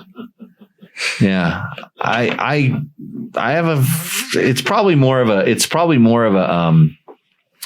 of just a visual thing in my head. I don't know what it is. But I feel like I feel them. I feel them when I see them in your pictures. That's how bad it hurts. Oh boy. So, any other ones in there? I think it might be short show tonight. Short show. Yeah. Not really. I got something else. Hey, remember how we complained? Like somebody asked us what the worst product ever was. Oh, everybody wants to know what the worst product ever was. And so everybody goes, how do you know this? Well, I test all this crap. I try it out. I don't do it. So this little case, this is, remember we talked about this is the iCat. This one's called the iCat, and Logan, hold this one up to the camera. This is called the iBooster. We'll put it up in front of the thing. So look at this fancy case, and then you get this spark plug wire. I'm going to Jimmy Cam. It's a spark plug wire that you plug it. You plug this into your spark plug, and you plug this in, where your spark plug. So you get this extra bit of wire. It's called another point of failure. And this amplifies the spark for more power. And on dyno charts that were always provided to me by the manufacturer, it showed an increase in performance. So you see how much they sent me like 5 of these. And that's why this one's still in the package. Didn't take that long. It works. It says more torque, more power, quicker revs. It gives you works style throttle performance, better burn at all RPM levels, EFI and carburetor compatible, and easier starting. So this was Built from the EFI. these things. It was right when EFI was coming in, and when it was sent to me, it was because everybody was complaining that their fuel injected bikes were slow and they didn't have any snap, and they said this would fix it. And everyone I put them on it made it kind of like I put a carburetor back on the bike. So it got kind of hiccupy, it kind of lost a little bit of throttle response. Then after that, I couldn't feel anything. So if you think I hate disc guards, if you think I'm on a disc guard rant, I tried this on my XR100. I tried it on a KX500. I tried it on everything. And, I'm not sure what they were. It did something. It seemed like if you free revved it, it made it go zing or something like that. So it's what's the modern day thing you got to put on your bike? I don't know. Everybody does besides a disc guard. Like ECUs kind of stuff. Well, I mean, I'm pretty down on a lot of the ECUs because I've rarely ridden one that I just bolted on and it was better.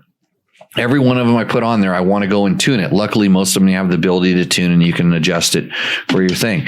So it kind of depends on the bike you're putting them on. On the EPA compliant ones, a lot of times they raise the RPM ceiling. So for sure you can get a lot more power.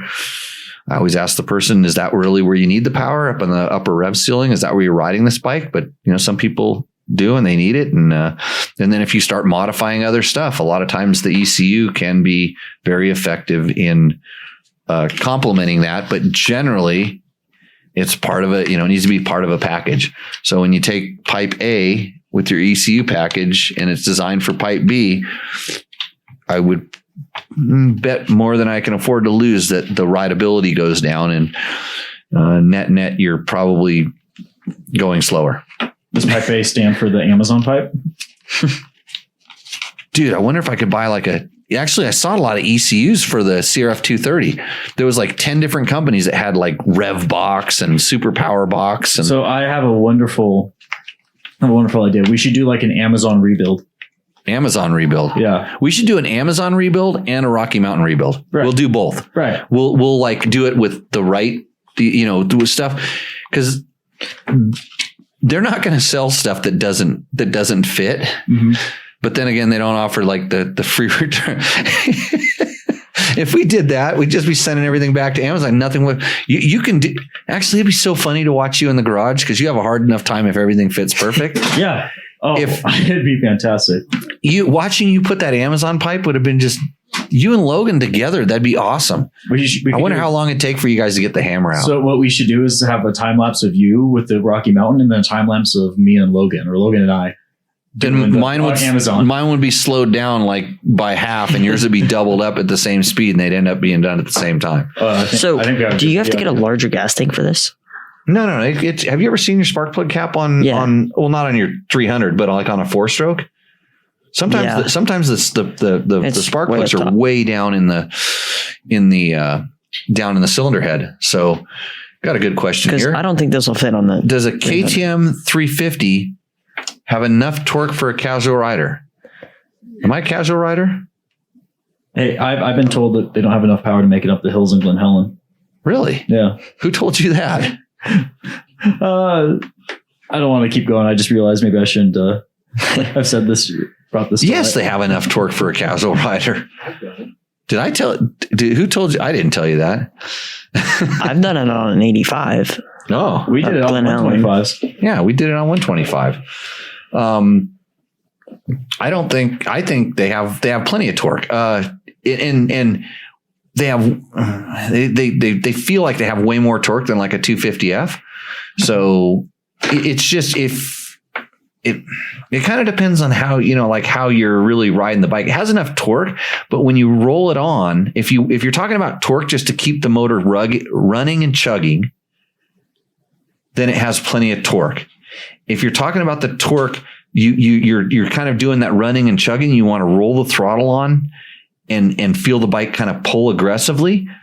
That's when you're going to say, hey, that's not the ton of torque that I thought. So it likes to use RPM a little bit more. And that's, any smaller motor is this way. You're going to rely more on kind of RPM as opposed to lug torque, but it has pretty good torque.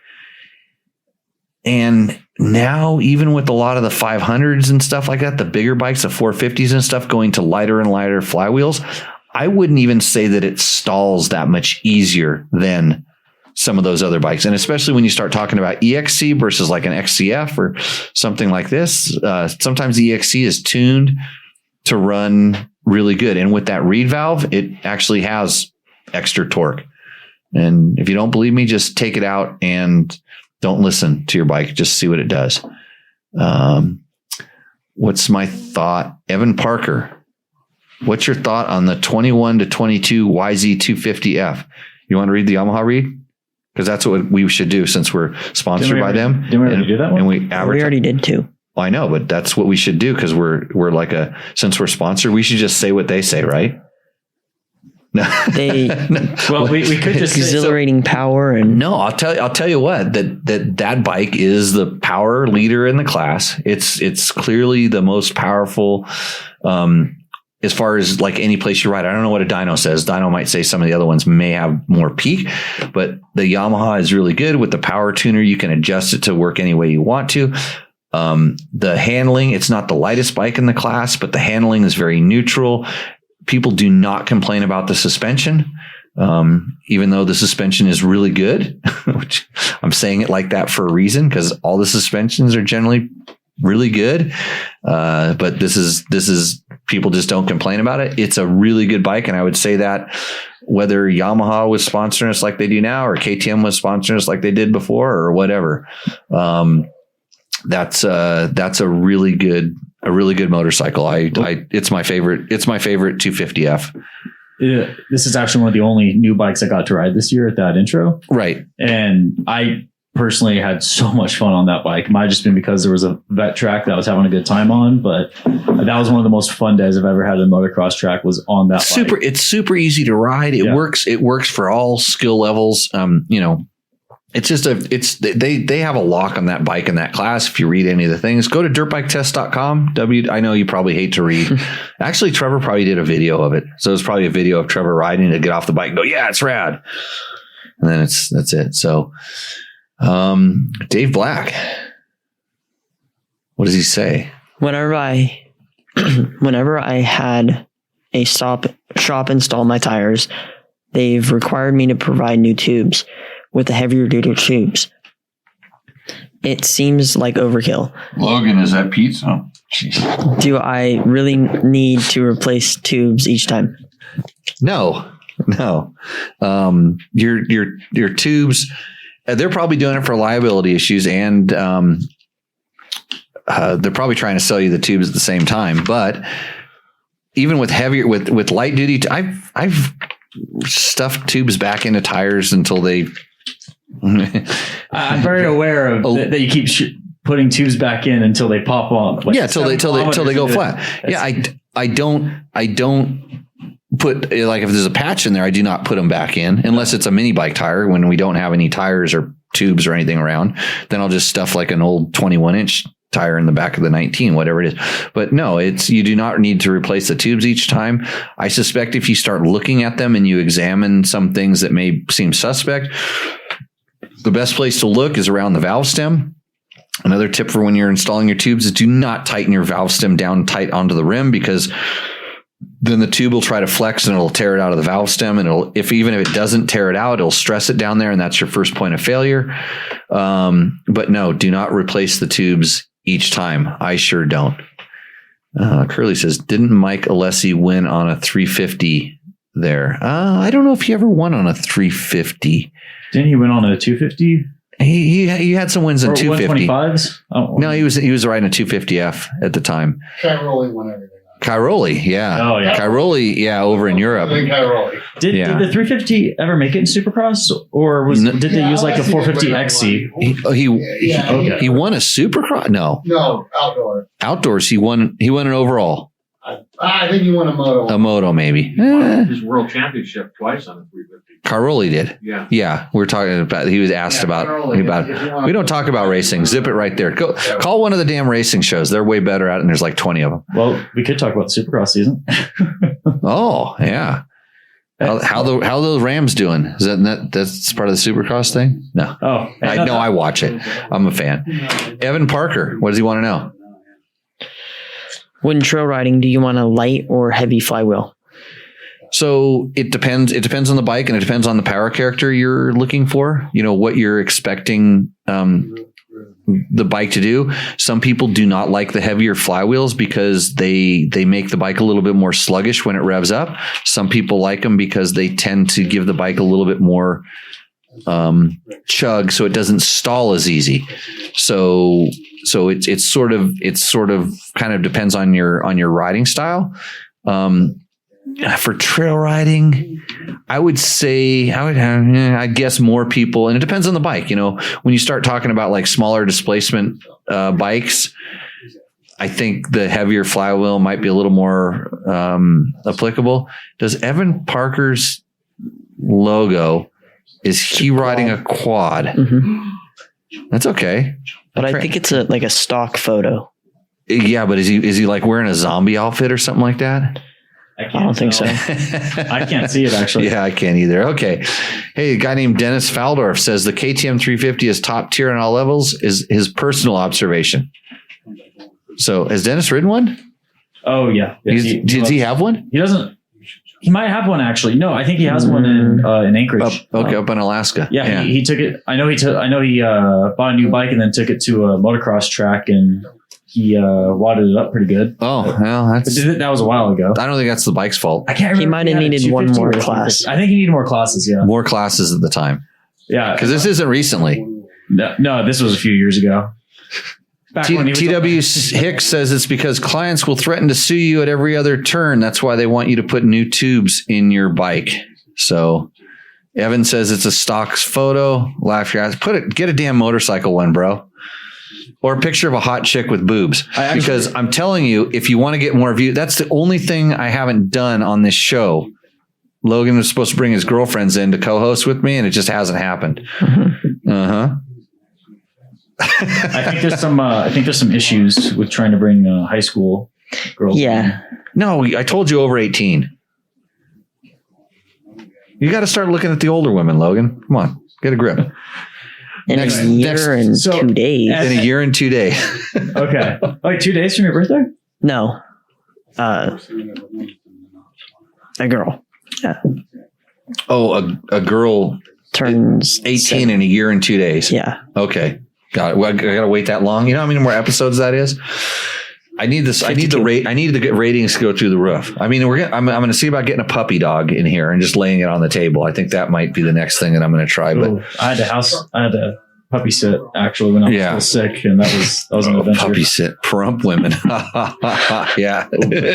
Yeah. Okay, but going back to Evan's Evan's profile picture, I actually have had a fun video idea that I want to explore the possibility of. Okay, Todd Hicks or TW Hicks has a picture of a donkey. Yeah. So that's there we go. Yeah. So he probably has 1 million followers for that. It probably does. Kylie looked it up. Mike, in 2010 in Hangtown went 4-1 motos in first place in, takes second overall on the 450 race in the 450 class. Okay. So we got to move those cameras away. So Mike in 2010 in Hagentown went fourth in Moto 1 and first in Moto 2 to take second overall on a 350 while racing the 450 class. So clearly a capable machine for a 4-stroke. Hey, we got 100 messages in today's show, and we got congratulated from our feed. That's pretty nice. We reached that feed really fast when we had the spammer. Yeah, the troll. I only saw one spam thing go across this, so we're getting better. We actually have real people. It's not all the people that I bought. I bought all these followers. So if you're one of the 4 people in the chat room, 54 of those people I paid for. They're a bunch of Chinese and Vietnamese children that are watching and commenting. No, that's where you get them the cheapest. That's what I heard, at least. I mean, the company says they're legit viewers that'll be really engaged in your content. Logan handled it. Logan set me up with the company. I think we're going to be hearing from HR.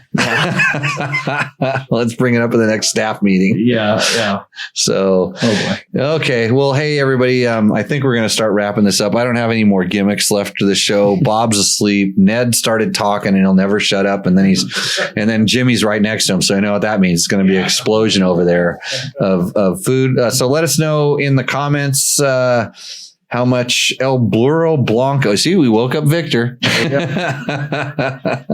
So, but let us know in the comments if you have questions or something we didn't get to on this show. It's because you didn't ask it.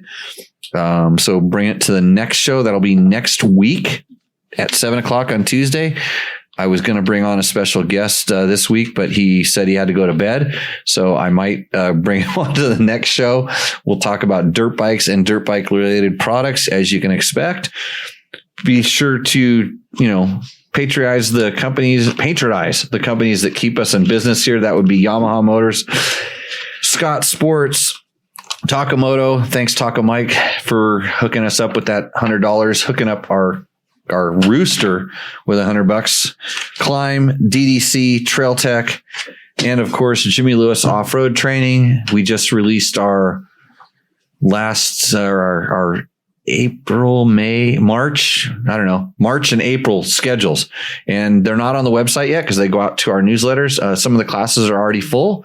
So they'll go up on the classes that are still open. Will go up on the website real soon. Oh, I forgot to mention that I'm doing the training for all the entries for the Nora 1000. So Nora 1000 went over to MapBook navigation this year. So if you are signed up for the rally, you get a free, basically Jimmy Lewis off-road training for rally, which is a pretty cool thing. And it's going to be an online training that I'm going to do. So and keep an eye on Jimmy Lewis off-road for some really exciting things coming up. Yeah. I heard the guy that was dead almost got the work done. We're going to launch a whole nother podcast. It'll be better than this one, I promise. And private lessons from Matt over here if you want to really learn how to ride your motorcycle and you're a beginner. And by some of your posts, I think you're all beginners. I think because pictures of donkeys and quads and stuff like that. So I know you're just watching to try to get Logan to flash his phone number up on the screen, but it ain't gonna happen. So with that, everybody, cheers. We will see you out on the trail.